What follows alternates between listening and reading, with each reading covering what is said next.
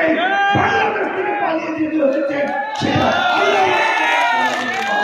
জনগণের ঐক্যবদ্ধের কারণে। প্রিয় ভাইরা, মানুষ অনেক কিছু ইচ্ছা করে, মানুষের মন অনেক কিছু চাই, আমিও চাই সারা জীবন পৃথিবী যতদিন থাকে ততদিন পর্যন্ত যেন আমি পৃথিবীতে জীবিত থাকতে পারি। শেখ হাসিনাও চেয়েছে, কিন্তু আল্লাহর ইচ্ছে ছিল না শেখ হাসিনা 5 তারিখের বেশি ক্ষমতায় থাকবে। সুতরাং যতই চেষ্টা করা হোক, যতই মানুষ খুন করা হোক, যতই অত্যাচার করা হোক, যতই খুন ডাকাতি করা হোক, ফয়সালার মালিক কে? ফয়সালার মালিক আল্লাহ। আল্লাহ ফয়সালা করে দিয়েছে। আমরা আজকে স্বাধীন হয়েছি দ্বিতীয়বারের মতো।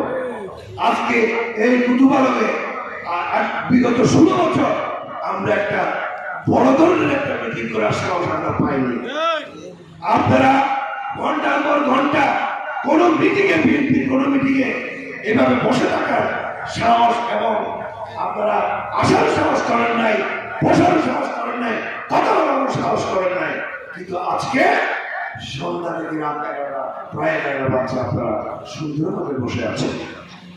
এটিও একটা আল্লাহর রহমত এবং জনগণের ঐক্যবদ্ধতা। প্রিয় ভাইরা, এই পৃথিবীতে যত স্বৈরাচার আসছে, এই ফেরওয়ান নমরুদ থেকে আরম্ভ করে, হিটলার থেকে আরম্ভ করে, ইরানের পেহলভি, মিশরের আবু নাসের, যত স্বৈরাচার একটাই তন্ত্রের সাথে সবাই পতন হয়েছে, যাদের কোনো এই পৃথিবীতে এখন আর নাম বন্ধ নেই। শেখ হাসিনা গিয়েছে সেই দলের মধ্যে। এই শেখ হাসিনা আগামী 20 বছর বাংলাদেশে আসতে পারবে না। এই শেখ হাসিনাকে তার নিজের করা যে মানবতা বিরোধী ট্রাইব্যুনাল করেছিল, যে ট্রাইব্যুনালে দেওয়ার হোসেন সাইদির মতো মানুষকে আমৃত্য কি কারাদণ্ড দেওয়া হয়েছিল, নিজামী, সালাউদ্দিন কাদের, মুজাহিদদেরকে অন্যায়ভাবে